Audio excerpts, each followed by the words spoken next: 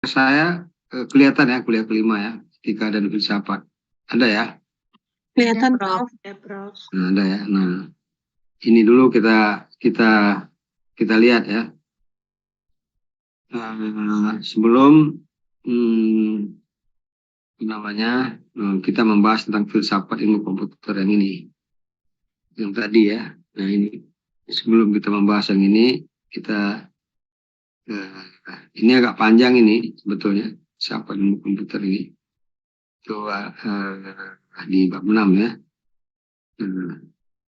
Jadi di etika dan filsafat itu walaupun itu dua topik yang ya dua kata yang mempunyai ranah topik sendiri-sendiri, etika sendiri, filsafat sendiri. Tapi interseksinya, irisannya ya banyak sekali ya. Ya banyak sekali itu.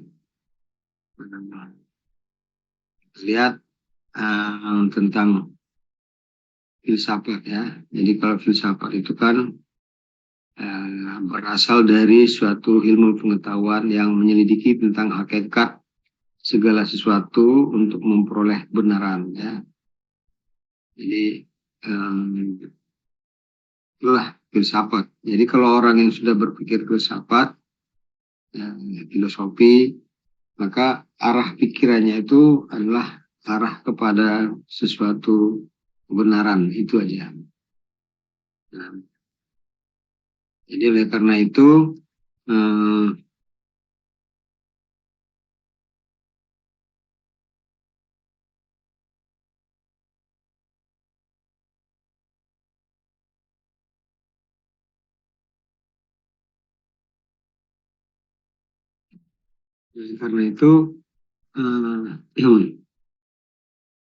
kita lihat lagi bahwa hal-hal yang berkenaan dengan pembicaraan filsafat itu diantaranya adalah akal yang disebut dengan rasionalisme, materi yang disebut dengan materialisme, kesenangan yang disebut dengan hedonisme, kemudian berbuat baik ya, nah tabiat soleh itu disebut dengan stoicisme ya. Nah jadi ada perbedaan antara etika dan etiket ya. Kalau kita mau,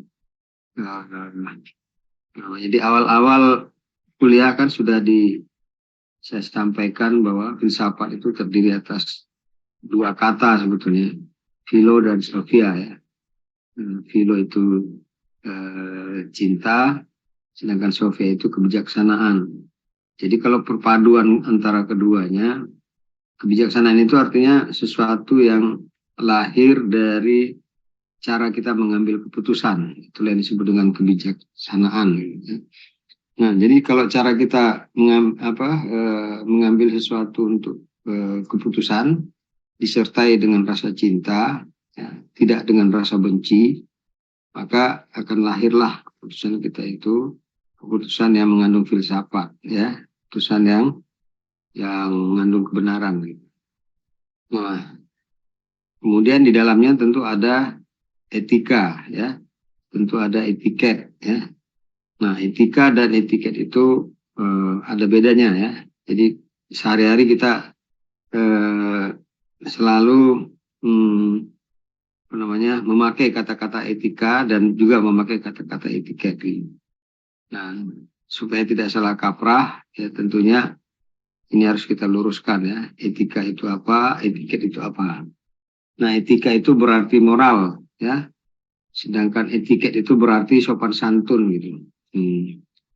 Jadi etika itu karena dia merupakan moral, maka dia dapat diartikan sebagai semangat atau dorongan batin dalam diri seseorang untuk melakukan atau tidak mau melakukan sesuatu. Itu moral. Jadi yang benar itu dikatakannya benar, dan yang salah itu dikatakannya salah. Itulah orang yang bermoral itu gitu. Nah, sebaliknya orang yang tidak bermoral itu kesalahan itu bisa dianggap kebenaran, dan yang benar itu bisa disalahkannya gitu. Nah, biasanya orang-orang seperti ini tingkat keegoannya, tingkat keakuannya itu sangat tinggi gitu. Dia merasa selalu dirinya yang dianggapnya benar gitu.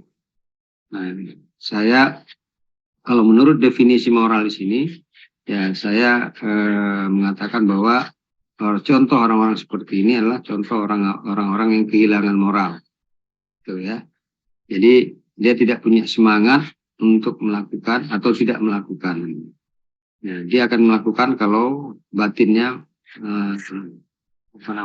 mengatakan itu benar, maka dia lakukan. Dia tidak melakukan kalau batinnya mengatakan itu tidak benar, ya dia tidak akan melakukan. Itu moral, ya. Jadi etika itu berarti moral. Nah, etika itu lebih menekankan kepada nilai-nilai perilaku dalam berinteraksi dengan lingkungannya. Jadi perilaku, ya, yang dalam berinteraksi dengan lingkungannya. Nah, sedangkan etiket adalah ajaran sopan santun yang berlaku jika bergaul ataupun berpok gitu. Nah, jadi beda ya. Kalau etika itu dasarnya kan moral, sedangkan etika itu dasarnya sopan santun. Nah, sopan santun ini juga itu berbeda-beda di setiap daerah. Ya mungkin kalau di tempat kita di Medan, Sumatera Utara, ya misalnya sopan santun itu untuk mempersilahkan orang kita dengan mengangkat tangan kita, 5 jari kita, ya kita persilakan gitu. Kalau di Jawa lain lagi sopan santunnya itu untuk mempersilahkan seseorang, ya dia pakai jempol, ya, ya dia menunjuk pakai jempol, silakan begitu. Nah, itu beda-beda. Jadi etiket dan etika itu bedanya di situ. Kalau etika itu jelas moral dan etiket itu sopan santun. Persamaannya ada juga gitu. Kalau persamaannya itu sama-sama menyangkut perilaku manusia.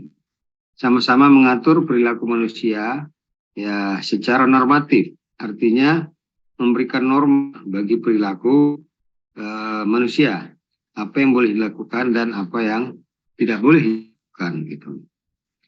Nah, kemudian etiket itu menyangkut cara melakukan perbuatan tepat di kalangan tertentu. Nah, etika menyangkut masalah apakah perbuatan boleh dilakukan atau tidak dilakukan. Etiket itu hanya berlaku untuk pergaulan. Etika berlaku umum. Nah, meskipun ada orang lain. Jadi etiket itu ya misalnya tentang cara makan, ya cara duduk, ya cara berjalan. Nah, sedangkan etika itu ya contohnya kalau kita meminjam barang dari seseorang maka itu harus dikembalikan gitu. Ya, walaupun orang itu tidak ingat lagi barang yang dipinjamnya. Nah, jadi etikanya ya barang itu harus dikembalikan. Nah, gitu ya. Sedangkan lalu etiket itu bersifat relatif, sedangkan etika bersifat absolut gitu. Nah, ini yang harus kita ketahui juga. Nah, kelanjutannya etiket itu etiket yang dianggap sopan adalah kebudayaan tertentu, belum tentu oleh orang lain yang sama gitu. Nah, seperti contoh tadi gitu ya. Nah, kalau di Amerika misalnya, kalau dia ingin mengajukan pertanyaan, I have a question, so dia pakai tangan kiri mengangkat tangannya, itu sopan ya. Tapi di tempat kita tidak gitu. Ya maaf kalau di negara Barat ya Amerika, Eropa misalnya kan, kalau terkentut di depan umum itu masih dianggap sopan. Kalau kita tidak sopan. Nah, kemudian itu etiket ya. Kemudian kalau kita bersendawa, bersendawa di tempat kita nggak apa-apa sopan, tapi di negara Amerika, Eropa, nah itu sesuatu yang dianggap tidak sopan. Nah itu berasal dari kebudayaan tertentu gitu. Nah jadi apa yang berlaku di tempat kita belum bisa kita menganggap itu berlaku juga di tempat lain. Nah sedangkan etika itu ya jelas ya, itu perintah untuk mengatakan yang benar itu adalah benar dan yang salah itu adalah salah. Nah sekarang nanti kita ngecek sendiri diri kita itu mempunyai etiket atau mempunyai etika gitu. Yang mana etiket kita, yang mana etika kita gitu. Nah, etiket memandang manusia dari segi lahiriah, etika dari dalam. Nah, misalnya orang yang menipu, lemah lembut, etiketnya baik, tetapi penipu. Nah, ya kan? Itu etiket namanya. Nah, orang yang dengan etika yang baik, itu etiketnya biasanya baik juga. Nah, itu contohnya. Nah, prinsip-prinsip etika itu itu seperti yang saya sampaikan tadi di awal, ya, filosofi filsafat itu terdiri atas dua kata sebetulnya dari bahasa Yunani, filosofia. Jadi dia menganut prinsip keindahan. Ketika manusia itu berkaitan dengan nilai-nilai keindahan, nilai-nilai persamaan, ya, prinsip persamaan, hakikat manusia menghendaki adanya persamaan antara manusia dengan yang lain. Ya, jadi kita nggak boleh sombong, ya, karena sebenarnya kita adalah sama. Kita nggak boleh merasa kita itu lebih hebat dari yang lain, ya, karena ada persamaan di antara kita. Nah, persamaan di antara kita itu adalah setiap manusia itu pasti mempunyai kekurangan, itu pasti. Tidak ada manusia itu yang sempurna. Oleh karena itu, ya, dengan menganut pemahaman yang sama seperti itu, maka kita tidak boleh sombong.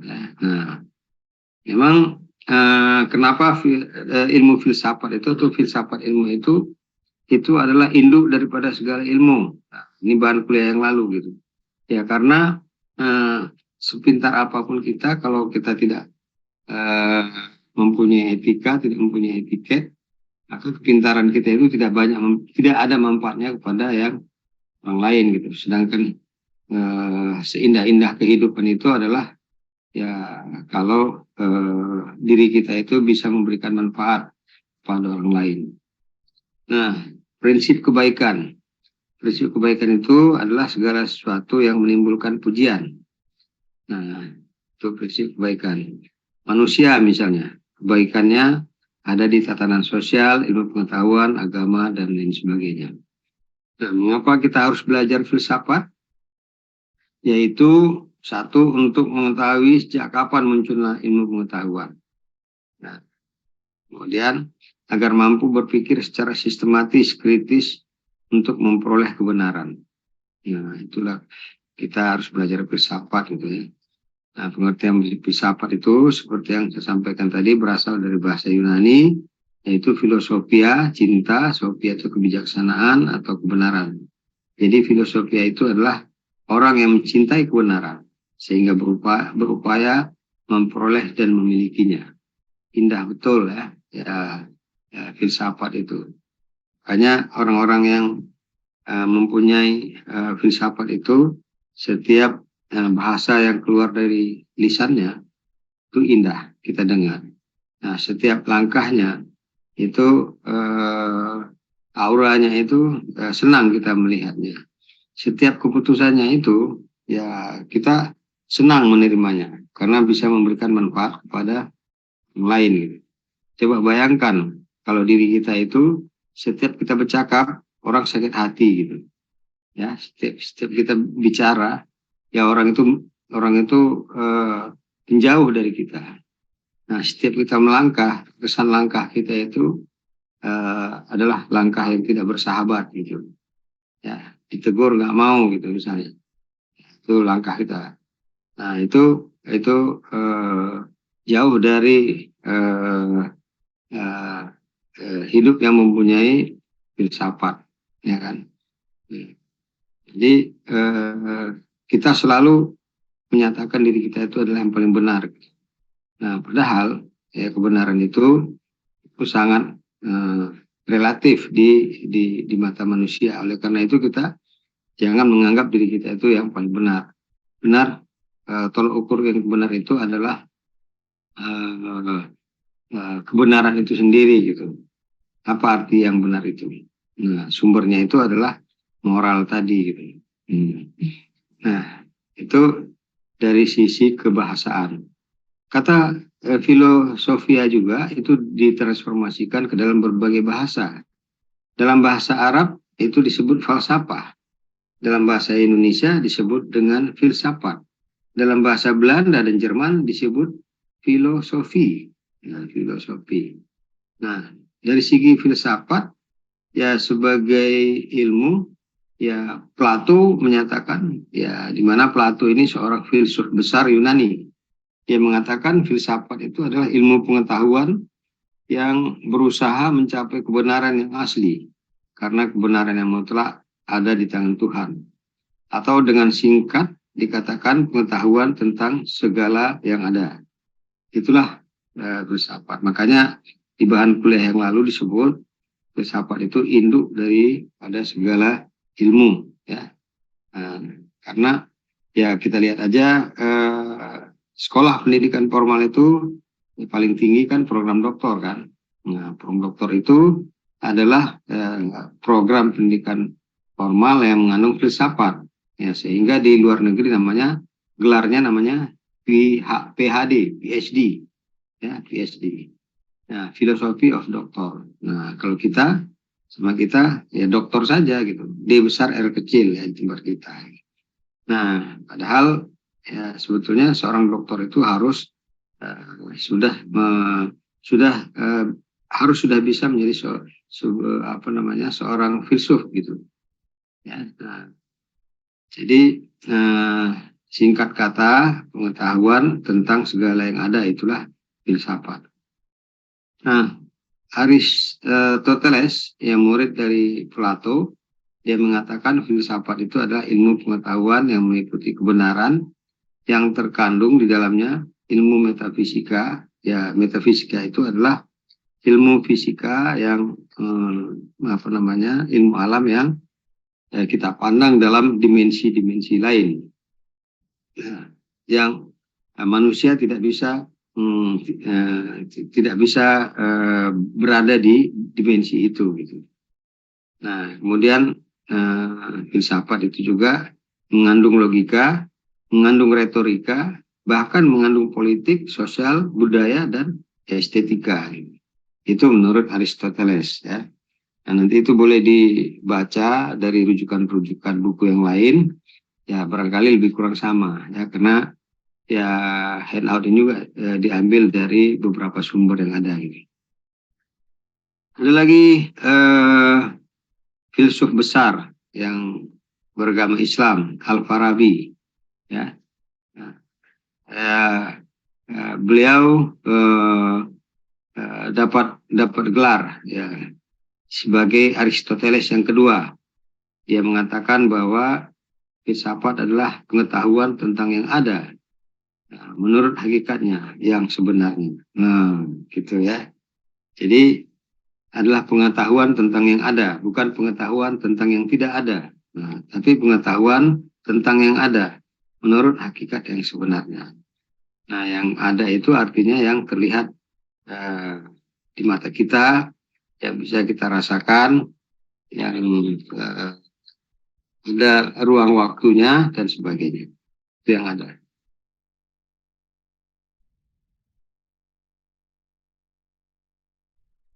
Kemudian ada lagi Immanuel Kant. Nah, ini filsuf barat. Nah, dia punya gelar raksasa pemikir Eropa. Dia mengatakan filsafat adalah ilmu pokok dan pangkal segala pengetahuan yang mencakup di dalamnya 4 persoalan. Nah, satu, ya tentang apa yang dapat kita ketahui. Nah, jawabnya adalah metafisika. Kemudian apa yang boleh kita kerjakan? Nah, jawabnya adalah etika. Nah, kita boleh mengerjakan sesuatu itu harus dengan etika. Gitu. Nah, kemudian pertanyaan tentang apa yang dinamakan manusia, ya, itu dijawab oleh seorang antropologi Jadi manusia itu dari zaman ke zaman, yaitu secara antropologi bagaimana sebetulnya manusia itu. Nah, itu Immanuel Kant. Nah, kemudian kalau ada pertanyaan sampai di mana harapan kita, itu jawabnya adalah agama. Ya. Oh, makanya orang yang tidak beragama, dia adalah orang-orang yang tidak mempunyai harapan dalam hidupnya. Nah, itu kira-kira. Nah, itu Immanuel Kant, ya, filsuf Barat yang dikenal dengan raksasa pemikir Eropa. Siapa namanya? Immanuel Kant. Nanti cari bukunya ya. Kemudian ada lagi Hasbullah Bakri. Ya, Hasbullah Bakri ini mengatakan filsafat itu adalah ilmu yang menyelidiki segala sesuatu dengan mendalam mengenai ketuhanan, alam semesta, dan manusia sehingga dapat melahirkan pengetahuan tentang bagaimana hakikat sejauh yang dicapai oleh manusia. Gitu. Nah, filsafat itu sebetulnya dari sisi kebendaan, nah, oleh filsuf yang bernama Titus dan kawan-kawan mengajukan dua pengertian filsafat. Nah, yang pertama, filsafat adalah sekumpulan problem-problem yang langsung mendapat perhatian dari manusia yang dicarikan jawabannya oleh ahli filsafat. Nah, kemudian filsafat adalah sekumpulan sikap dan kepercayaan terhadap kehidupan dan alam yang biasanya diterima secara tidak kritis. Nah, kemudian kalau filsafat dipandang sebagai suatu aktivitas, maka filsafat itu adalah sebagai sebuah proses berpikir, memperoleh jawaban-jawaban dari berbagai problem. Jadi merupakan suatu proses berpikir kalau dipandang sebagai suatu aktivitas. Kemudian Titus dan kawan-kawan memberikan 3 pengertian filsafat sebagai aktivitas. Nah, Titus mengatakan filsafat adalah suatu proses kritik atau pemikiran terhadap kepercayaan diri dari sikap yang sangat kita junjung tinggi. Nah, kemudian filsafat adalah sebagai analisis logis dari bahasa serta penjelasan tentang arti kata dan konsep. Nah, kemudian filsafat adalah suatu usaha untuk memperoleh gambaran secara keseluruhan. Nah, nanti akan kita lanjutkan ya pendapat-pendapat filsuf besar di dunia ini ya. Kita belum cerita Archimedes, belum cerita Einstein, ya belum cerita Al-Khawarizmi dan sebagainya. Nah, itu dasar kita untuk memahami tentang filsafat. Itu sebagai review saja ya, mengulangi kembali tentang apa yang sudah kita pernah kuliahkan. Nah, lalu sekarang kita ingin melihat ya bagaimana filsafat ilmu komputer. Nah, jadi dalam filsafat ilmu komputer ini saya nggak sempat membuat apanya ya, membuat PowerPoint-nya. Ya, di dalam buku yang nanti akan ya, apa namanya ini yang akan diselesaikan ini ya di sini pembaca akan memahami filsafat ilmu komputer gitu.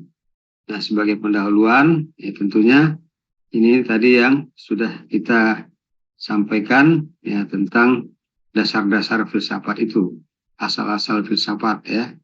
Nah, dituliskan di sini dalam narasi.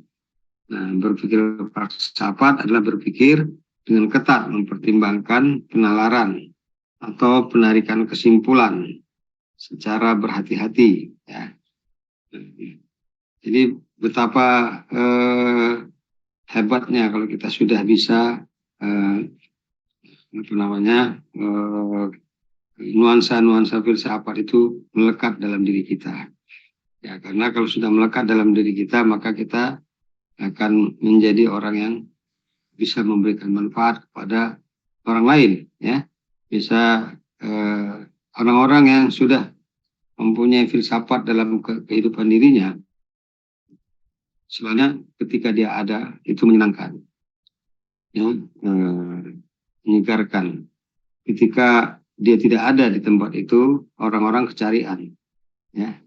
Nah, di mana si A, di mana si B. Nah, sudah lama kita tidak bersama beliau, sudah lama kita tidak bersama-sama dia, gitu.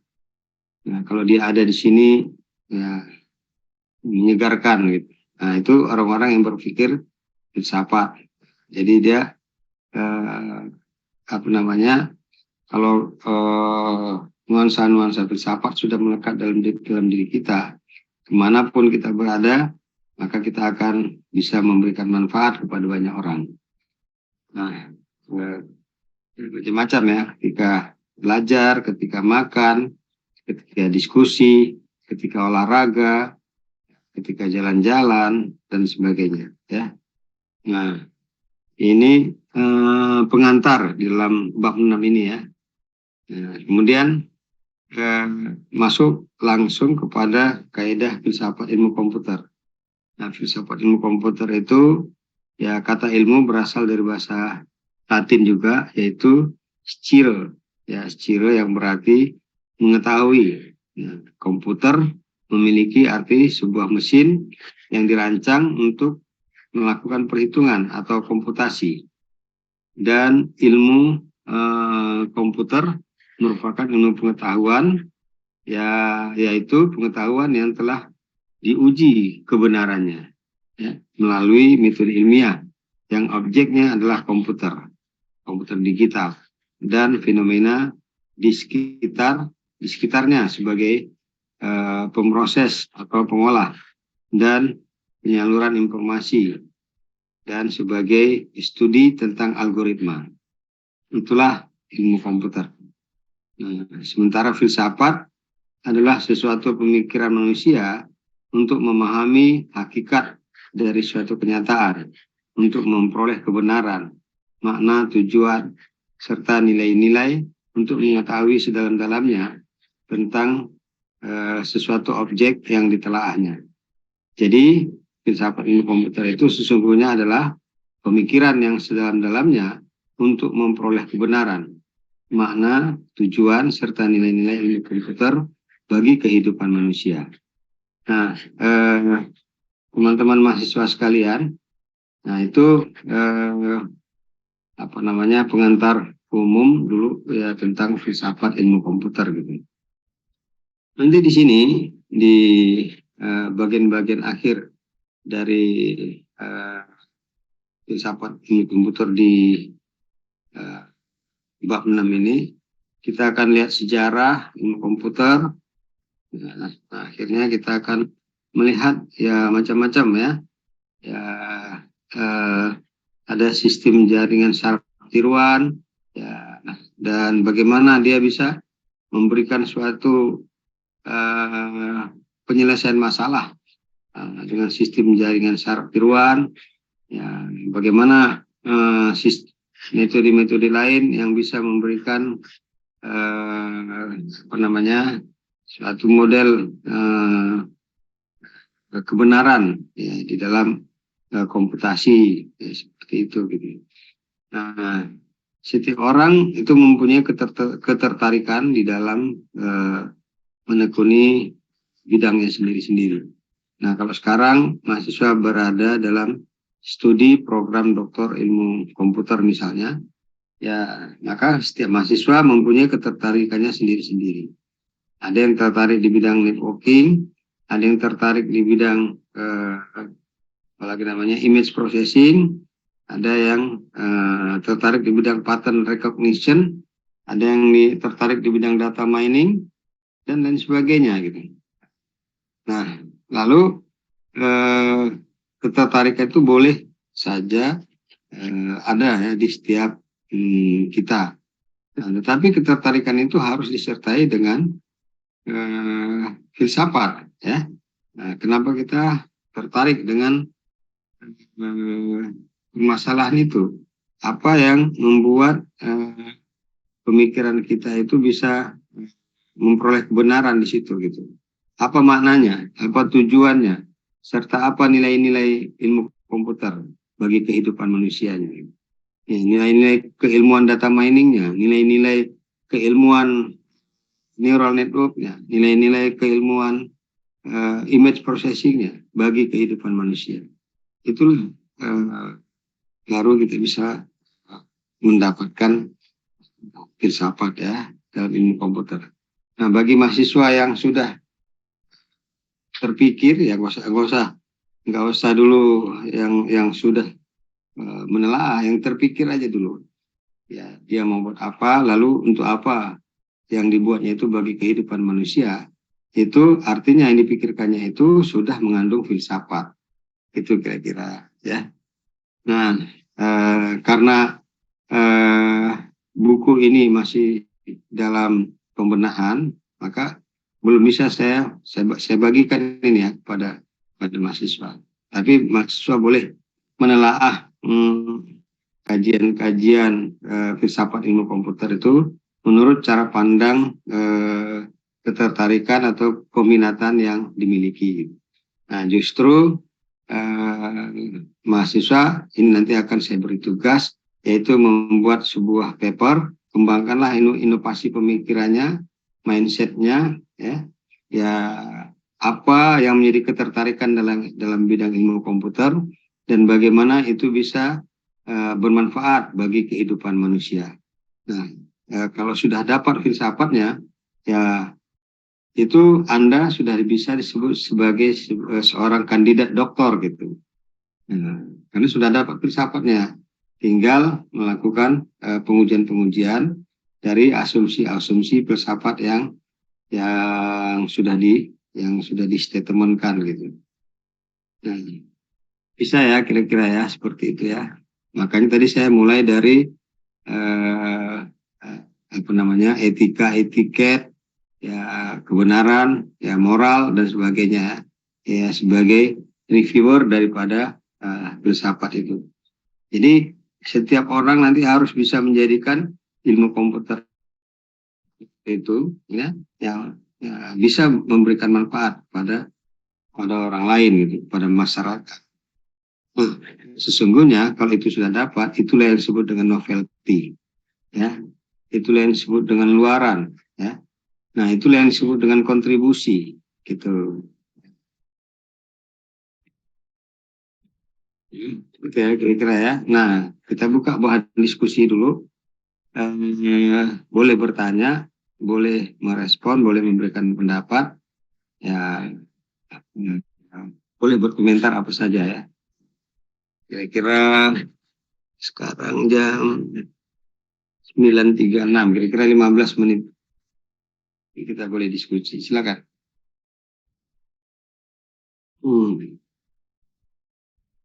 Ya, untuk memimpin acara diskusi ini, saya minta Purwanto yang jadi moderatornya. Silakan, Pak Purwanto. Terima kasih, Prof. Mohon izin, Prof. Pakai handphone. Mungkin untuk teman-teman yang ingin menyampaikan, kan mohon izin ini, Prof. Kebetulan kan ada juga kita mata kuliah pilihan ini yang mengarah ke sini, Prof. Jadi kita kan kalau misalnya mata kuliah pilihan ini kan kelemahan kelebihannya kan sudah ada, Prof. Jadi kira-kira untuk memasukkan ke filsafatnya itu seperti bagaimana nih gambarannya nih, Prof? Yang kena nanti untuk filsafatnya. Mungkin itu aja dulu, Prof. Mau arahan, Prof. Sekaligus saya nanti jadi moderator untuk teman-teman yang mau bertanya lagi, Prof. Terima kasih. Ya, itu silakan aja dikaji. Misalnya Purwanto tertariknya di bidang apa ini? Kebetulan kami kan mata kuliah pilihannya kemarin ngambilnya multimedia, Prof. Jadi lebih kepada... Kok sudah ada mata kuliah pilihan semester 1? Maksudnya, ya udah ada, Prof. Kemarin multimedia, ada Paji Logik, ada 3 pilihan kemarin, Prof. Oh ya? Iya, Prof. Oke, sama multimedia. Ya, Prof. Ya, terus? Nah, jadi apakah sudah berubah kurikulumnya? Enggak ngerti saya. Kalau berubah kurikulum itu mestinya berdasarkan surat keputusan rektor. kemarin kan kami disuruh ada beberapa di semester 1 kan ada beberapa mata kuliah Prof. Jadi kebetulan kan mata kuliah wajib arahan dari Pak Bang Erwin itu mata kuliah wajib kan filsafat ilmu. Nah, mata Kok arahan Bang Erwin kan pegawai. ya maksudnya kan kita juga konsultasi sama beliau Prof. Kira-kira di apa namanya itu KRS kami itu misi semester 1 itu kan ada beberapa pilihan itu Prof.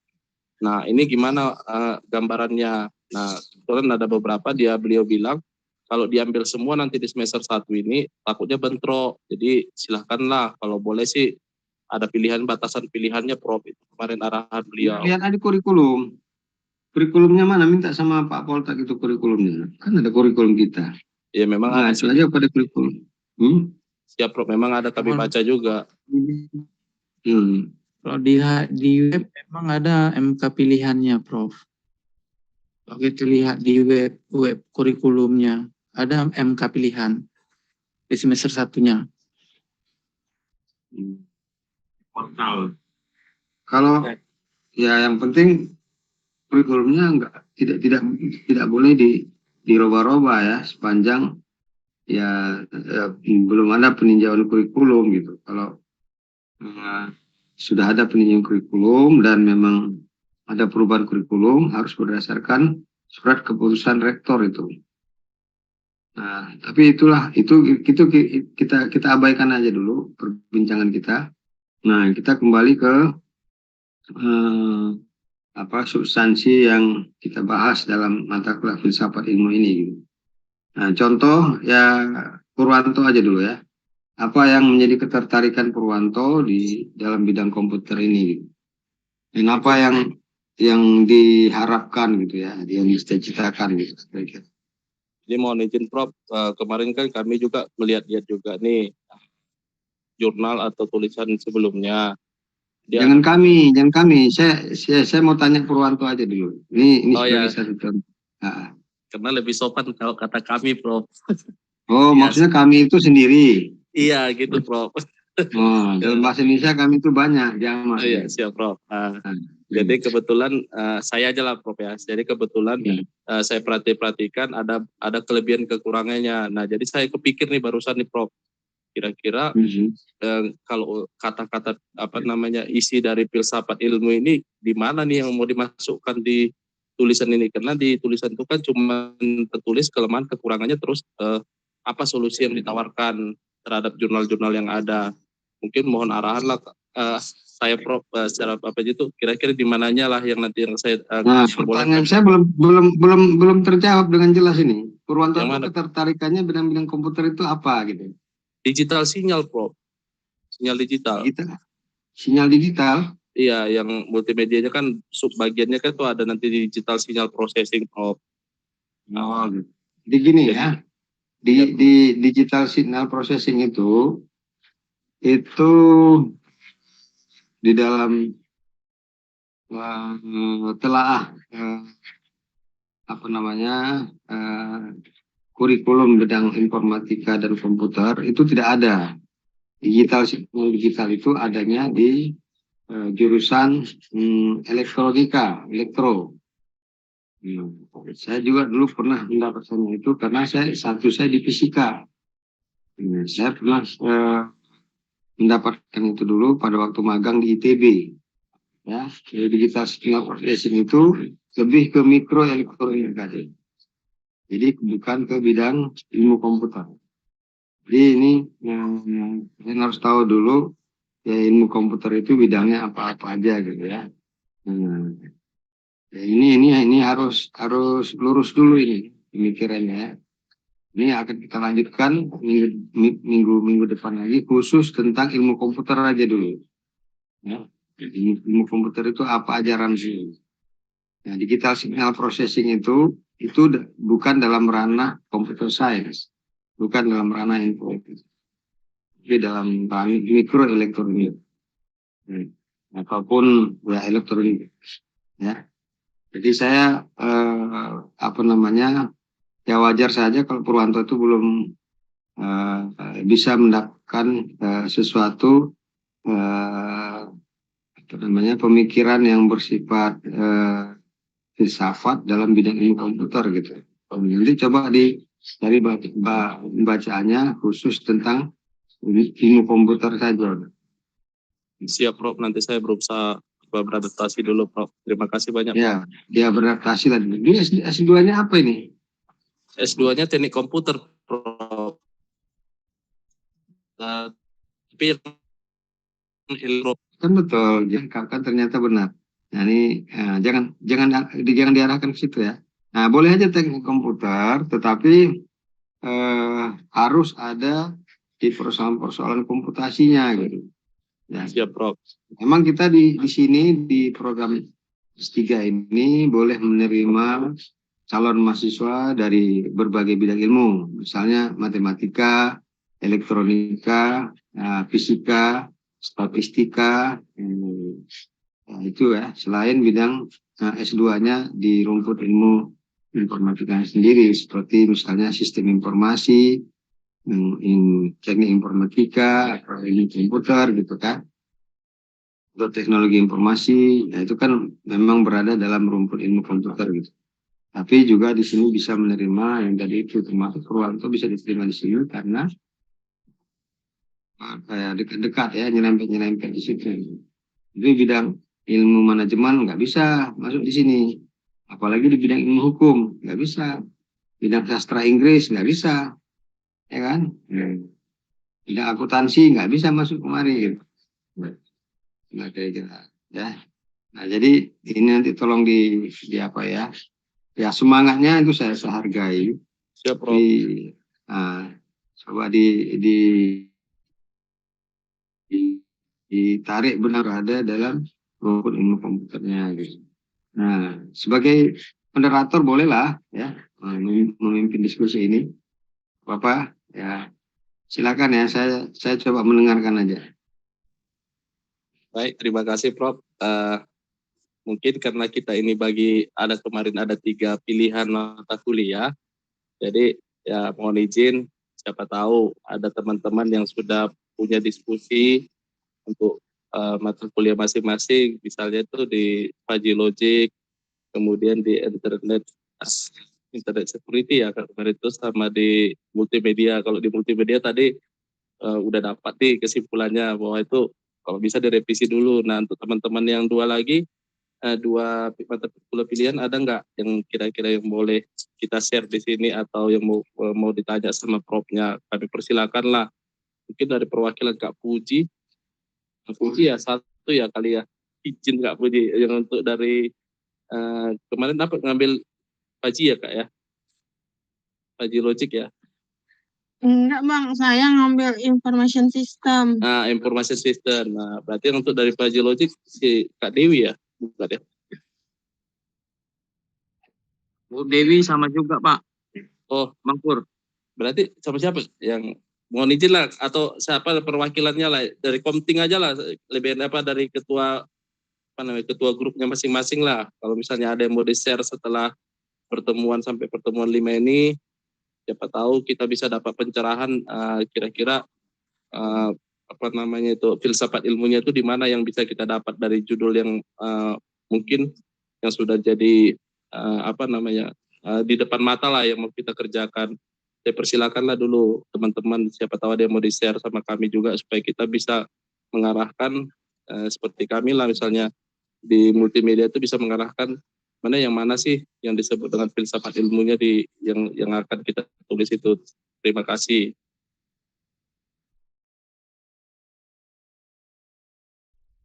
Atau saya tunjuk aja, gimana kok pada diam nih, saya jadi bingung nih. Ya gimana, ya kita aja lah Kak Puji. Kira-kira dari tim kakak siapalah yang bisa ngasih gambaran nih sama kita, filsafat ilmunya dapat nggak di tugas-tugas yang sudah dikasih di mata kuliah pilihannya. Silakan Kak Puji.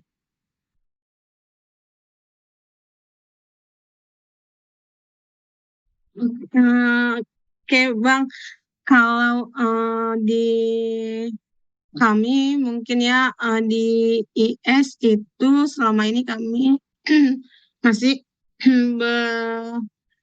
belajar tentang IoT ya teman-teman ya.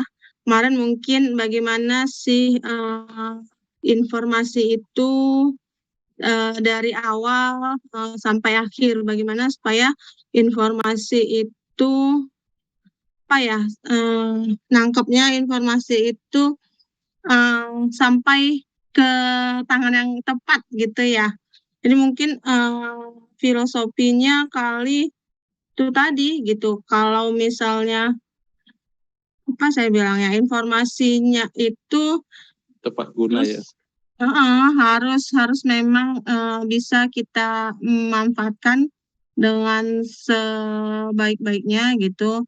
Yang mana memang harus bisa kita gunakan, atau mana yang harus diamankan informasinya, sehingga orang yang tidak berkepentingan gitu tidak bisa mengambil atau mencurinya gitu. Mungkin teman-teman yang lain ada tambahan, silahkan Bu Dewi, Bang Nofri ya, Bang siapa lagi? Bang Vulkan? Bang Nofri ini jagonya ini. Iya. Kak Fuji. Iya, dia memang S2-nya juga ke situ kayaknya bagiannya. Kalau saya sih lebih karena sebenarnya saya computer vision, tapi saya memang ingin menggabungkan antara computer vision dengan IoT-nya gitu. Mungkin Bang Nofri.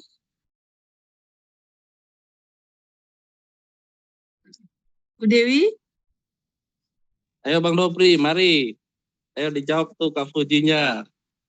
Jangan ini ya, jangan malu-malu ya mengeluarkan pendapat. Karena semakin kita keluarkan pendapat kita, maka wawasan kita akan semakin kaya gitu. Ya, kalau kita diam-diam aja, ya wawasan kita ya tidak berkembang gitu. Ya, silakan lah ya. Saya mendengarkan aja dulu, nanti akan saya rangkum. Baik, Prof. Ayo dipersilakan Bang Nofri, atau saya tunjuk aja lah masing-masing ya, Bang Nofri aja lah di. Gimana kira-kira Bang Nofri? Gambaran filsafat ilmunya agak-agak nyambung nggak dengan mata kuliah pilihannya? Mungkin itu aja lah Bang Nofri, silakan. Izin ya, ya siap Bang. Nah, akhir-akhir ini kan kita banyak nemu tuh sekarang yang lagi viral tentang Bjorka ya. Nah, saya filsafat ilmu yang ada di dalam pikiran si Bjorka ini gitu. Terus setelah saya gali-gali lagi, kemarin ada pas masuk IS ya, kami disuruh mencari tahu siapa ini Bjorka gitu kan. Nah, jadi saya bingung tuh. Bingungnya itu, kenapa kami yang dicari gitu kan? Kenapa kami yang disuruh cari gitu? Terus setelah saya lihat-lihat lagi, ada menjurus ke IoT tadi gitu. Nah, setelah saya lihat-lihat juga dan gali-gali lagi, ternyata si Bjorka ini mungkin ada indikasi gitu. Indikasinya apa gitu? Nah, kemungkinan dia bergabung sama mereka atau mungkin dia hanya mau viral aja gitu.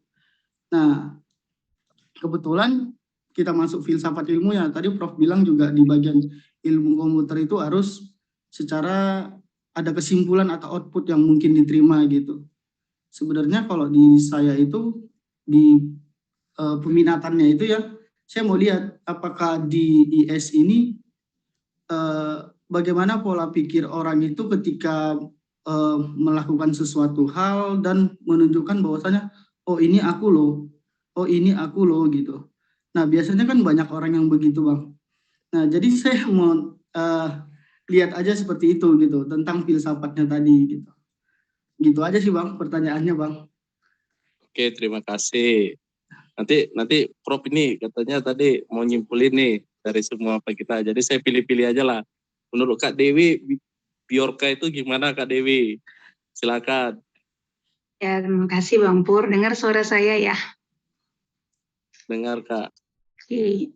Memang itu kemarin yang menjadi pembahasan pertama ketika kami ada di kelas Information Security. Tapi saya mencoba memberikan opini terkait dari yang diteruskan oleh Ibu Fuji tadi gitu ya, karena memang kami dari awal dalam information security itu umumnya adalah melihat bagaimana keamanan dari informasi itu. Karena memang kan kita sekarang di era digital ya, di era digital semua serba sistem, semua by system. Jadi tentunya pasti kalau udah semua serba digital, kebocoran data, apalagi ya, keamanan security itu menjadi sebuah hal yang penting. Nah, terkhusus kemarin kami sudah masuk kepada topik IoT-nya, Internet of Things-nya, implementasi dari information security tadi. Nah, kemarin saya sudah membaca, bahkan tadi juga membaca beberapa topik terkait IoT, khususnya saya yang diimplementasikan kepada smart home. Ternyata di smart home itu pun secara manfaatnya itu bisa memberikan banyak kemudahan gitu untuk kita. Tapi ternyata penggunaan smartphone itu pun ternyata punya peluang untuk kebocoran data.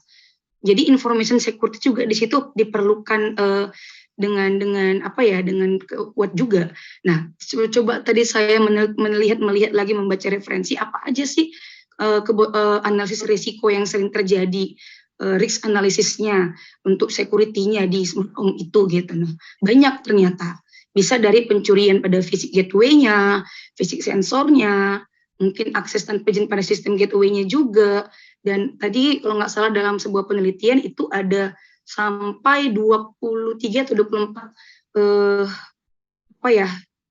analisis untuk resiko security-nya terhadap smart itu sedang maling gitu. Nah, untuk filsafatnya ke arah situ mungkin filsafat tadi kan kita sudah dengar pemaparan dari Prof, bahkan pemaparan dari kita semua kemarin sudah presentasi bahwasanya filsafat itu adalah ilmu yang dia mencari kebenaran gitu, mencari kebenaran dari sebuah statement atau kajian atau apapun itu gitu. Nah, jadi saya berpikir gitu di dalam kalau ditarik ke dalam information security ini mungkin ketika ada banyaknya teknik atau model ataupun algoritma ataupun metode dalam pengamanan untuk menekan analisis risiko atau security pada information security ini, disitulah kita harus benar-benar melihat, mencari kebenarannya apakah metode algoritma atau pemodelan tersebut memang bisa mampu dari sisi akurasi atau apa gitu untuk benar-benar diimplementasikan gitu, khususnya kalau kayak tadi yang ke arah IoT-nya ke arah smart home-nya gitu. Mungkin itu pendapat dari saya sedikit, Bang Purwanto, saya kembalikan. Terima kasih. Terima kasih Kakak, ternyata sepanjang lebar ya. Intinya IoT-nya itu diperkuat ya Kak ya, sistem security-nya ya. Ya, karena itu pembahasan kami terakhir di information security. Ya, jalan-jalanlah dulu kita ke multimedia nih. Kita harus bisa mempertanggungjawabkan juga nih Bang Roberto, jangan mau kalah kita. Ya, begitu detailnya ya Bang Mahdi ya.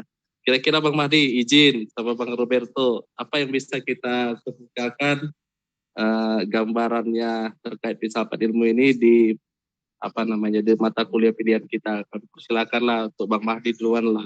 Terima kasih.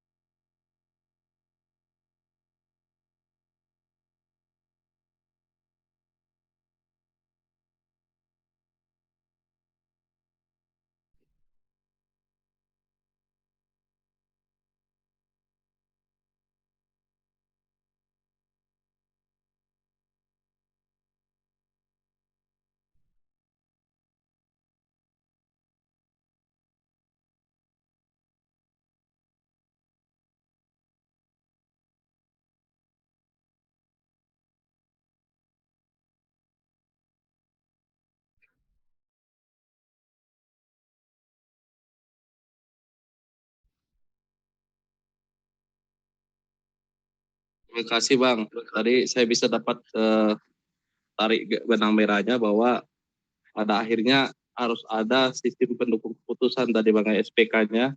Apapun kita cerita caranya atau algoritmanya, tapi yang pasti harus ada hasilnya. Mungkin itu ya Bang ya. Ya terima kasih Bang. Dari multimedia kita geser lagi ke FajiLogic. Ini mungkin lebih menarik lagi FajiLogic ini kenapa? Ini walaupun dia udah udah lama ini berkembang, tapi kenapa sampai sekarang ini masih terus diminati gitu.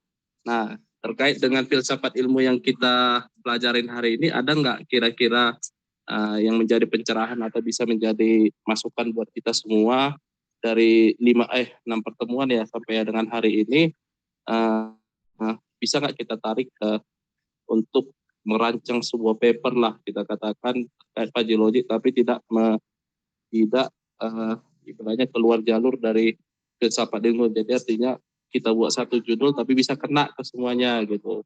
Ada nggak kira-kira yang bisa mewakili dari teman-teman yang mengambil FajiLogic ini berbagi sama kami, karena bagaimanapun kami kan secara teori kan tidak masuk di tempat orang abang-abang sekalian atau kakak-kakak sekalian. Jadi bisalah kita sharing-sharing dulu.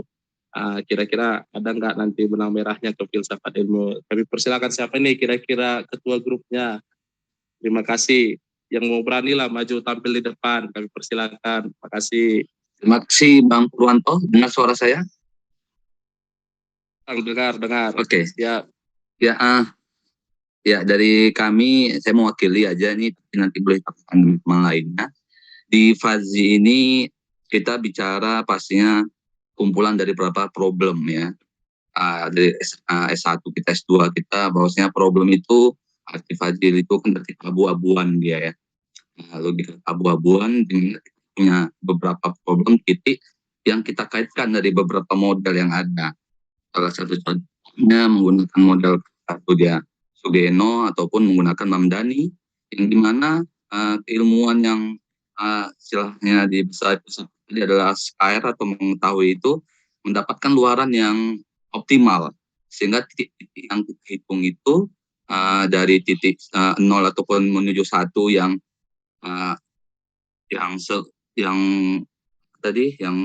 tinggi, mudah, sedang itu bisa kita temukan menggunakan yang namanya tadi ilmu problem tadi dikaitkan dengan pada tips yang ada ataupun hitungan yang ada. Saya sangat senang juga tadi bahwasanya dari mengatakan bahwasanya suatu filsafat melekat ke diri kita. Ketika seseorang itu bisa dapat menyenangkan, orang pencarian selalu menyegarkan. Jadi di satu metode di Faji ini sesuatu yang kita dikasih problem, misalnya apakah dia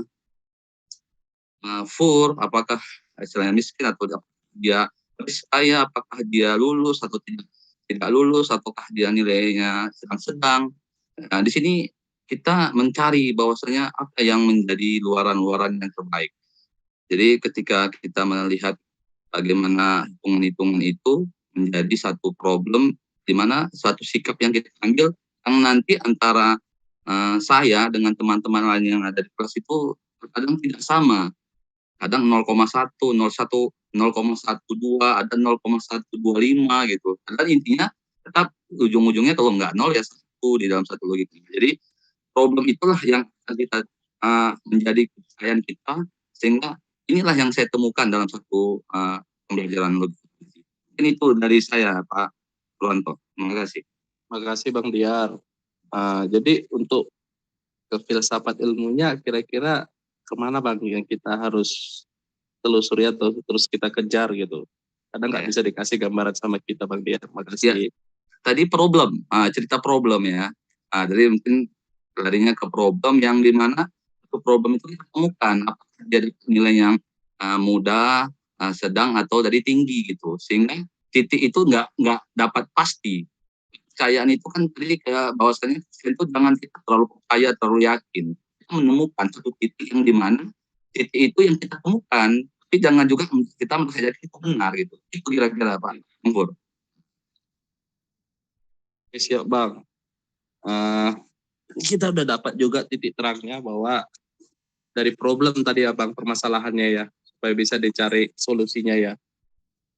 Kemudian mungkin ini tadi ya, jadi saya kepikir nih sobat teman sekalian, tadi cerita tentang mulai dari IoT, kemudian kita masuk ke cerita tentang security, kemudian sampai ke 5G.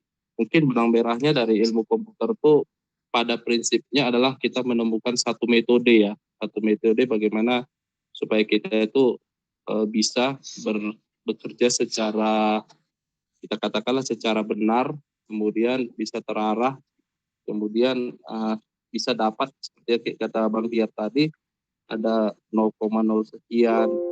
Jadi ranknya itu 0 dan 1. Walaupun masuk dalam ranknya itu, tetapi yang dikendakin itu kalau bisa sih komanya itu tidak ada. Gitu ya Bang Tiar tadi ya. Antara iya dan tidak. Jadi bukan abu-abu kan. Meskipun di awal tadi. Nah ini kembali lagi. Mungkin nanti kita tanya bersama sama Prof. Kata abu-abu ini sendiri itu kan bagian dari sains ya. Itu abu-abu bisa nggak diterima secara filsafat di dalam namanya pembelajaran filsafat yang terkait dengan komputer. Mungkin Prof itu aja dari kami Prof, kami serahkan kembali ke Prof, kira-kira apa yang bisa jadi masukan dari ketiga materi yang sedang kami geluti ini Prof. Terima kasih.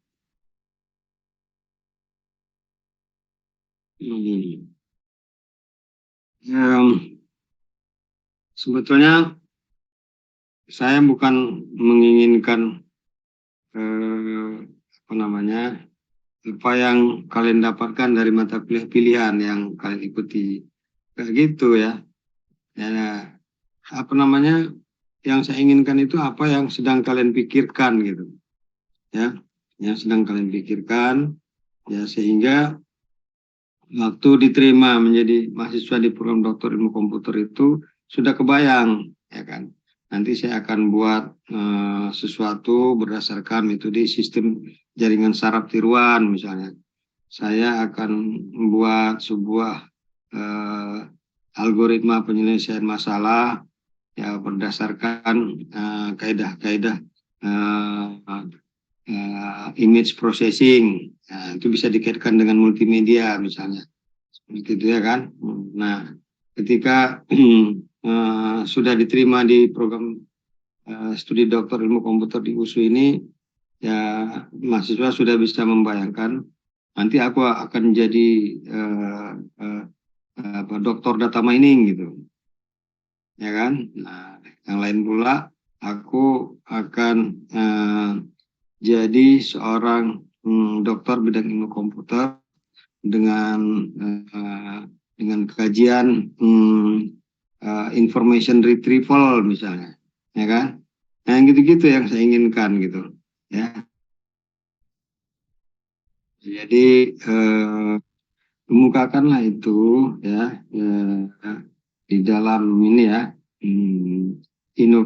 inovasi membuat paper ya. Ini saya sedang menulis sebetulnya di chat ini, tapi belum siap. Ya, belum siap saya nulis, sudah ada pengembalian sidang kepada saya. Nah, nggak apa-apa juga ya. Di chatnya ini bisa saya belum bisa saya enter. Kalau saya enter nanti kurang lengkap gitu ya. Jadi saya lengkapi dulu ya kalimat-kalimat di chatting ini gitu. Nah, jadi maksud saya mahasiswa apapun yang didapat, apakah sudah mengenal IoT, ini IoT pun pengenalannya kan ya saya bukan pula menyimpulkan, nggak berani saya menyimpulkan ya, karena ya kedalaman orang siapa tahu ya, rambut sama hitam, tapi kan di dalam pikiran, di dalam hati kan ini bisa berbeda-beda, bisa ya, kalau saya lihat ya masing-masing orang itu kan beda-beda keinginannya, beda-beda cara pandangnya gitu. Nah, beda-beda cita-citanya juga gitu. Nah, jadi oleh karena itu ya nanti ilmu komputer USU ini S3-nya ini akan menghasilkan karya mahasiswa dalam bentuk disertasi ya, dalam bentuk yang beragam gitu ya, sehingga ya kita di sini bisa kaya inovasi. Nah, inovasi itu sebetulnya yang disebut dengan filsafat tadi, apa yang dipikirkan itu. Ini kalau filsafat itu kan sesuatu yang bisa memberikan manfaat, itulah intinya ya, hakikatnya kan gitu. Nah, bisa sesuatu yang bisa memberikan kontribusi. Nah, ya, sesuatu yang hasil penelitian kita itu bisa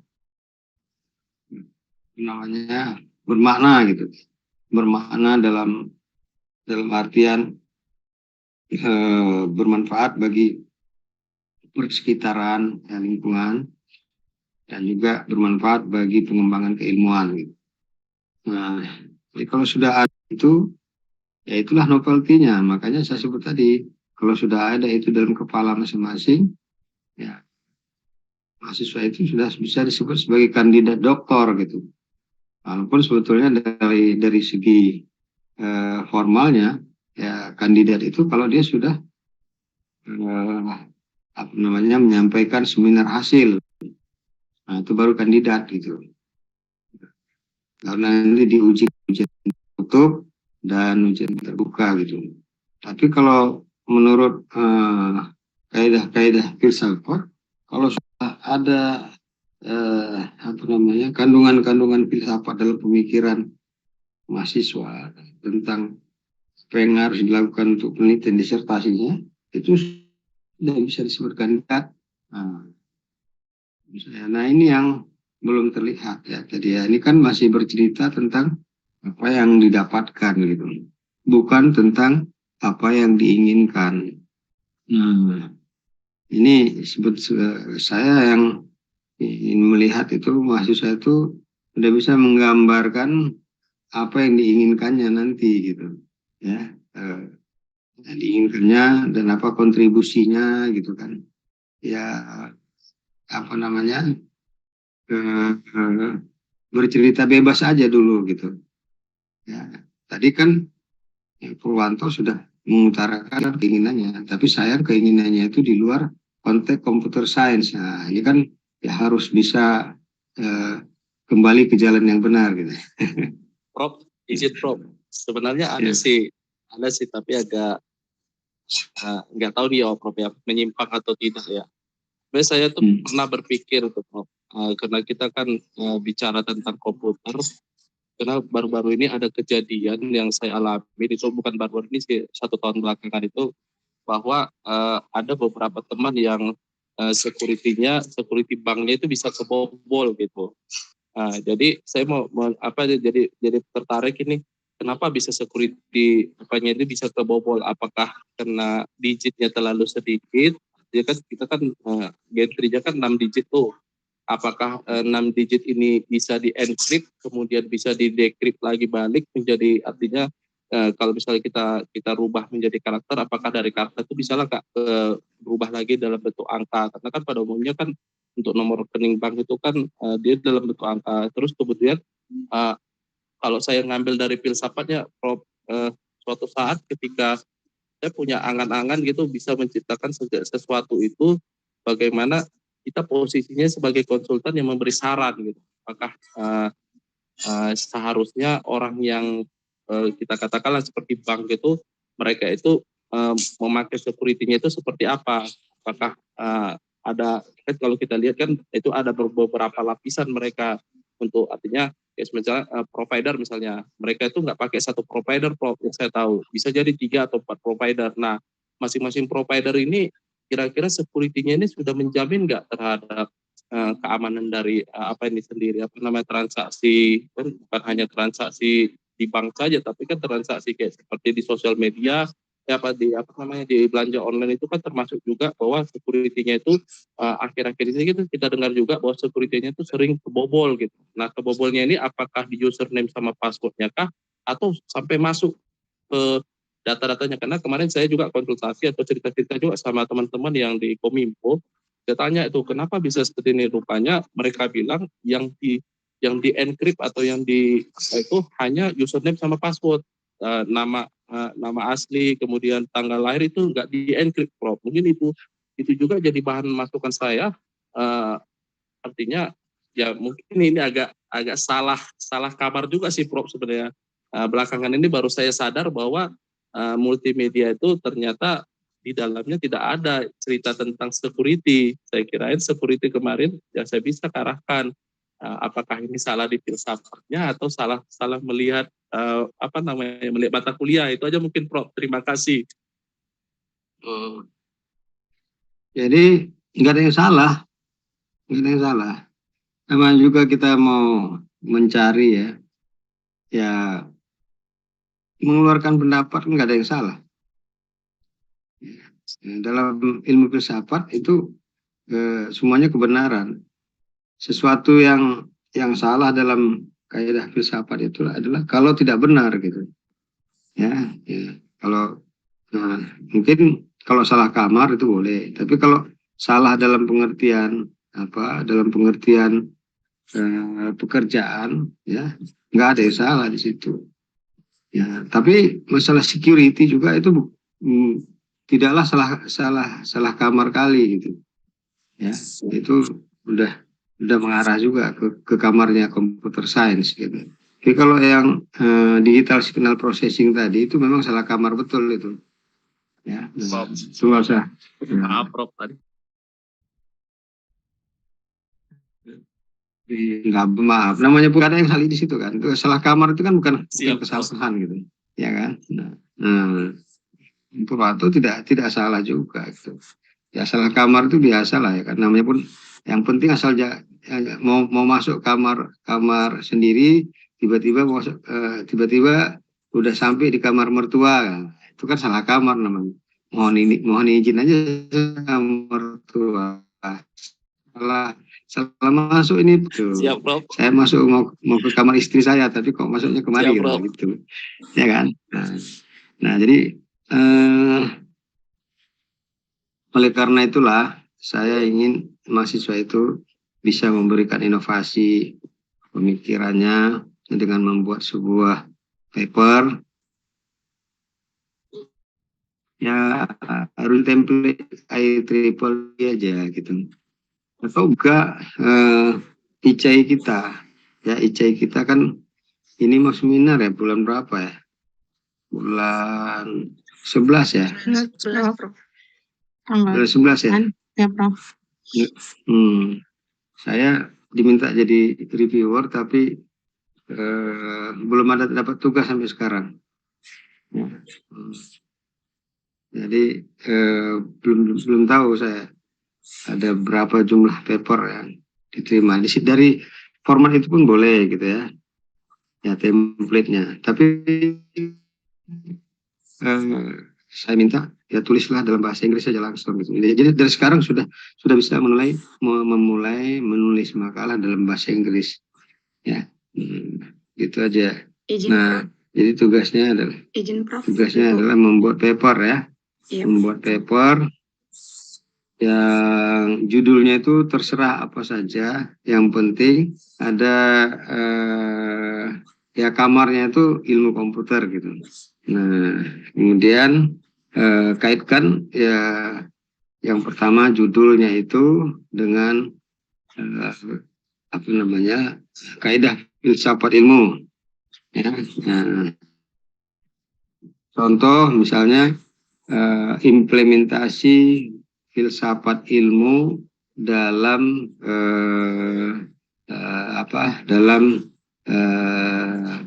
jaringan saraf tiruan. Nah itu misalnya aja, ya kan? Nah kan bagus itu, ya kan? Nah itu contoh. Nah,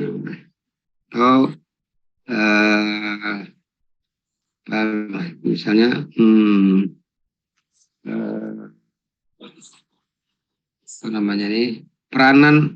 peran big data di media sosial dalam konteks filsafat ilmu. Nah, misalnya seperti itu, ya kan? Nah, dan lain sebagainya lah. Nah, judulnya itu ada kata-kata filsafat ilmunya gitu. Ya karena ini kan tugas mata kuliah gitu. Nah, tugas mata kuliah ini kan sangat fleksibel ya. Ya, kalau misalnya jadi dia sebuah paper yang nanti siap untuk disubmit, nah ini kan ya mahasiswa akan apalagi diterima gitu ya, ya di mana-mana di conference. Kalau di jurnal belum lah ya, conference saja. Kalau di jurnal itu biasanya hasil penelitian biasanya ya, tapi ada juga yang dari kerangka konsep pun. Kalau kerangka konsepnya itu memang menawarkan sesuatu pengembangan keilmuan, itu ada juga itu yang jurnal itu yang mau menerimanya gitu. Ya, baiklah. Jadi saya kasih tugas ini ya, saya kasih oleh-oleh malam ini. Ucapkanlah terima kasih oleh-olehnya. Terima kasih, Prof. Terima kasih, Prof. Ya, sama-sama ya. Jadi, ya saya kasih oleh-oleh malam ini ya, yaitu membuat tugas. Mudah-mudahan enak oleh-olehnya, Prof. Nah, enak kan? Lezat kan? Siap, Prof. Membuat paper, ya kalau bisa nanti disubmit, kalau nggak bisa disubmit di conference, ya nggak apa-apa, paling tidak jadi banknya paper mahasiswa. Ya mahasiswa itu harus punya bank juga ya. Jadi jangan banknya itu jangan hanya bank Mandiri, bank BNI, ya, bank BCA, jangan itu. Bank paper juga ada. Bank paper itu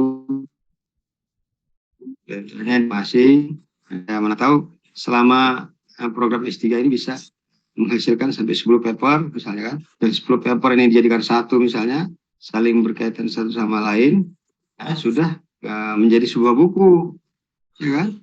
Sudah menjadi sebuah buku, dia ya terdiri dari 10 bab, nah, gitu. Itu kira-kira. Jadi itu nanti akan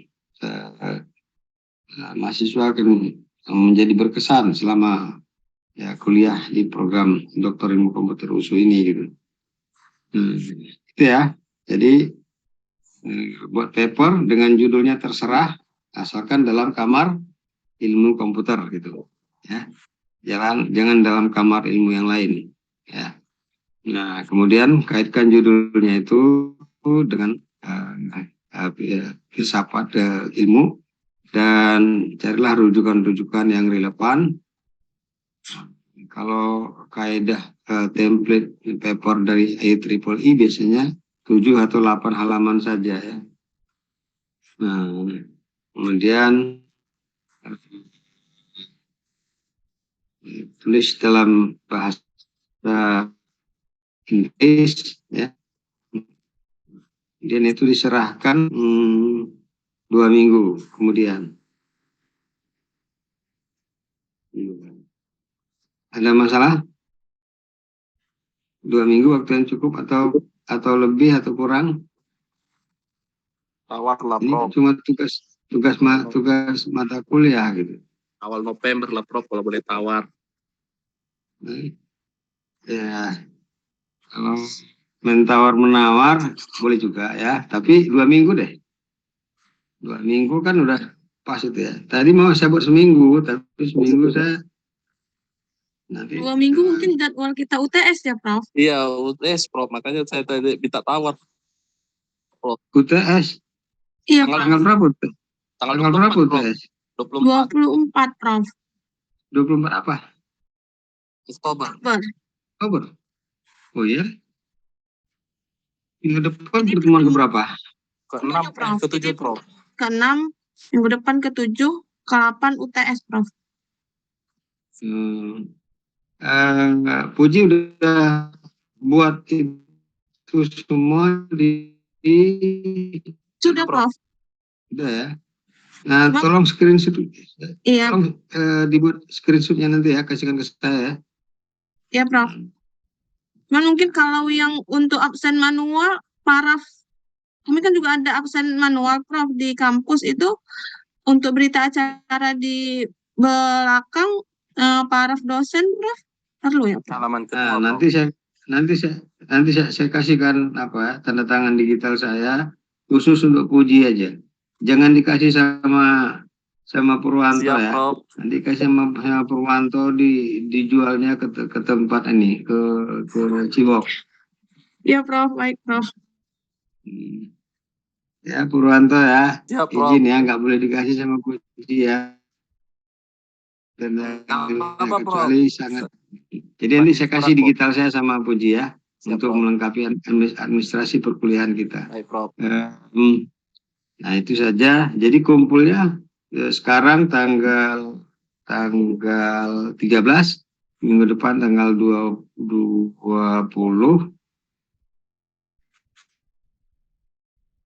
Itu aja. Ya wis lah ya. Awal November, Prof. Ya awal November boleh lah. Tapi nggak bisa kita bahas lagi. Nanti setelah ini yang masuk kan Prof Jul setelah UTS. Oh, iya, Prof, ya. Saya maunya kita ada pertemuan sekali lagi untuk membahas itu. Jadi udahlah. Boleh itu ya. Nah. Prof, ganti UTS. Ide bagus tuh, Prof.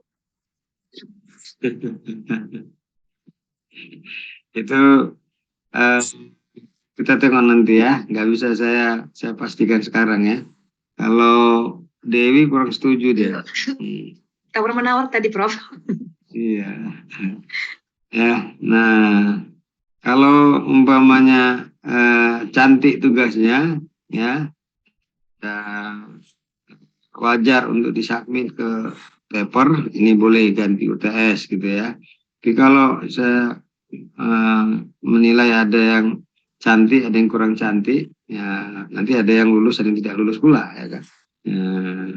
Saya kan udah bilang kalau mengerjai semua tugas-tugas ini diberikan dosen, ya hadir kuliahnya gitu kan. Ya, kalau nggak salah saya pernah saya sampaikan tuh minimal dapat B kan gitu kan. Tapi itu hanya dari saya, dari dosen lain kan belum tentu seperti itu gitu, ya kan. Nah jadi kalau umpamanya ada paper ya kan dikerjakan, terus ya papernya masih jauh dari yang diharapkan, lalu kalau itu dijadikan sebagai pengganti UTS, ya kan bisa-bisa nggak lulus gitu. Nah kita tengok nanti ya Puji ya. Kalau ada Puji yang nawar kan takut juga ya kan. Oke ya. Iya, Prof. Baik, Prof. Ya mudah-mudahan ada nilai tambahnya dari tugas ini dan kalian akan dapat sesuatu yang berharga, bermanfaat ya. Ya keluarkanlah inovasi pemikirannya ya kembangkanlah ide-idenya ya untuk mendapatkan sesuatu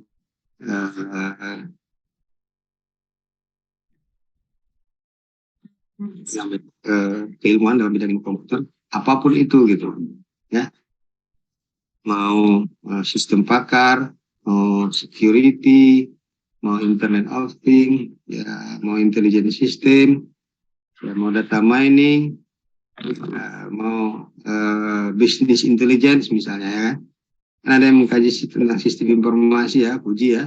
Nah Puji kalau saran saya kalau tertarik ya, di bidang sistem informasi ya dekat-dekat ke yang sedang berkembang saat ini kan intelligent business ya. Intelligent business itu sangat bagus, misalnya ya membuat model startup misalnya, itu kan bisnis intelijen kan, mampu melakukan itu nanti ya lama-lama startupnya betul-betul jadi kan gitu.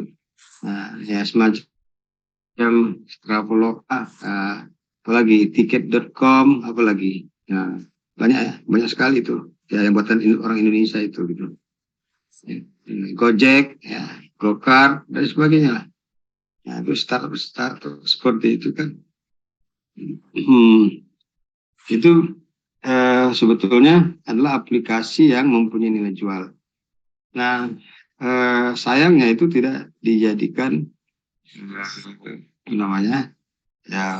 riset untuk penelitian doktor gitu. Kenapa? Ya karena nggak ada filsafat yang terkandung di situ gitu. Jadi semuanya sifatnya bisnis gitu. Ya filsafatnya di mana? Ya kalau semuanya bisnis kan ya hilang filsafatnya. Ya dikaitkanlah dengan bidang ilmu komputernya dan sebagainya gitu ya. Telah yang lain-lain gitu. Itu ya. Jadi open your mind ya. Buka alam pikiran Anda baik di dalam alam pikiran sadar maupun di dalam bawah sadar. Ya, pancing yang di bawah sadar itu untuk menjadi keluar gitu. Ya. Nah, jadikanlah apa yang sedang dipikirkan itu menjadi suatu buah ya. Jadi bibit-bibitnya dari sekarang itu mulai ditanam, dan biasanya buah itu kalau dia manis ya, lezat cita rasanya ya, bisa buang kolesterol misalnya, maka itu kan akan memberikan manfaat gitu. Nah artinya apa? Artinya hasil dari riset itu nanti itu harus bisa memberikan manfaat atau kontribusi gitu. Nah, itu yang seperti yang saya katakan tadi, sebetulnya novelty-nya itu atau yang barunya itu ada di situ gitu.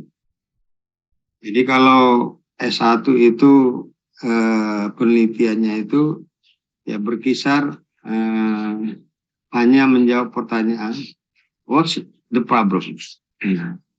The problem is, the solution is, gitu ya kan. Nah, kalau S2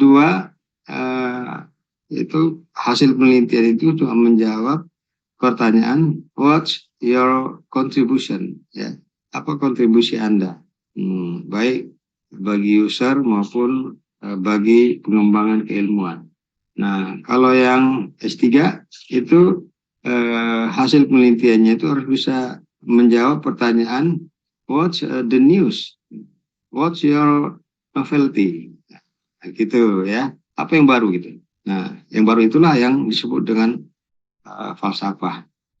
Jadi kalau ada sesuatu yang baru bisa dihasilkan, ya orang-orang lain belum buat, kita sudah bisa buat, lalu kita statementkan. Nah, statement kita itulah yang disebut dengan filsafat ilmu komputer gitu.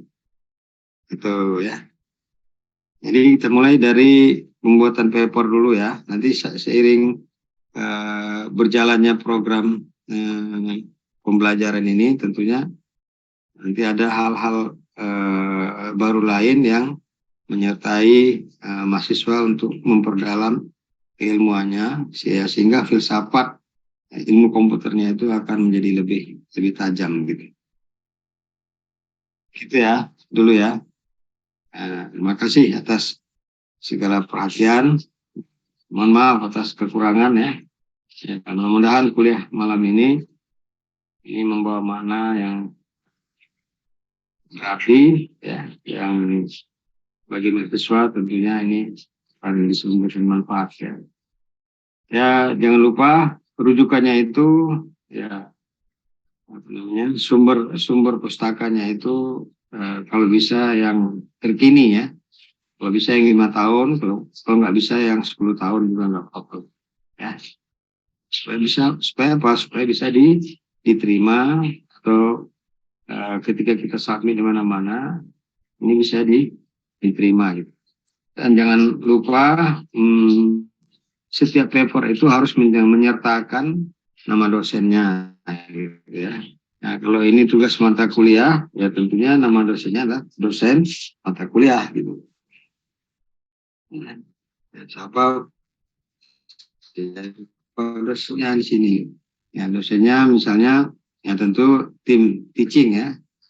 Saya sama Prof. Jul misalnya, sertakanlah sama Prof. Jul. Ya nanti pada waktu mau disubmit yang sebenarnya mohon izin sama Prof. Jul dan sama saya juga kan. Nah, ini mau saya submit ke konferensi ini misalnya.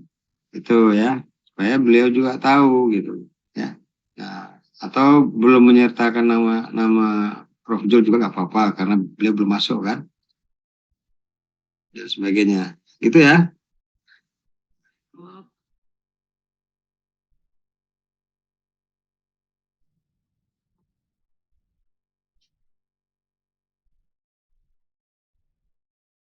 Nah, saya persingkat saja chattingan saya.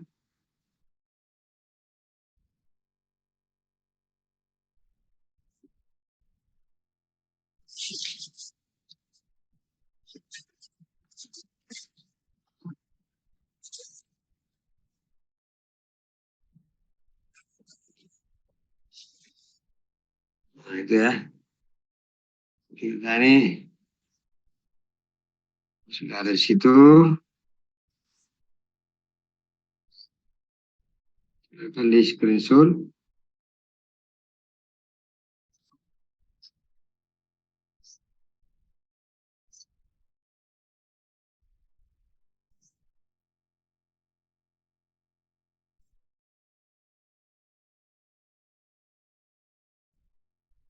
Oke,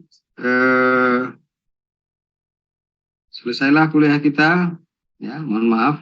Sekali lagi, terima kasih atas perhatiannya. Assalamualaikum warahmatullahi wabarakatuh. Selamat malam. Warahmatullahi wabarakatuh. Selamat Selamat beristirahat malam, ya.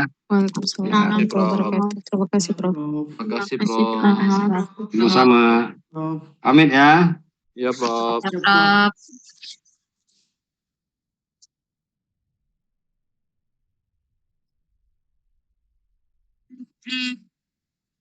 Jadi gimana kita pamit juga?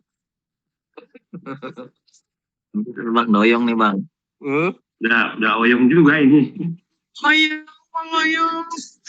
Apa oyong? Aku masih pakai daleman lagi deh. Udah ada talinya. Sebelum baru capek. Untung aja dapat timingnya. Sendok itu, Bang. Ya, Enggak, pakai anduknya anakku. Ya daripada dimarahin nanti kan, dibilang nanti enggak filsafat ilmu ya kan. Oke lah, terima kasih lah semuanya ya teman-teman ya. Makasih Bang Mulkan ya buat daringnya tadi ya. Iya bang. Dari tadi Kak Fuji itu udah nguap-nguap lihat itu. Fuji, Kak Linda dan nguap tadi. Iya. Ini pakai buku dia. Teringatnya besok ada masuk ya? Pak Haji. Dan lanjut lah. Terima kasih ya kakak ya. Izin ya. Saya encet semua ya. Terima kasih. Malam.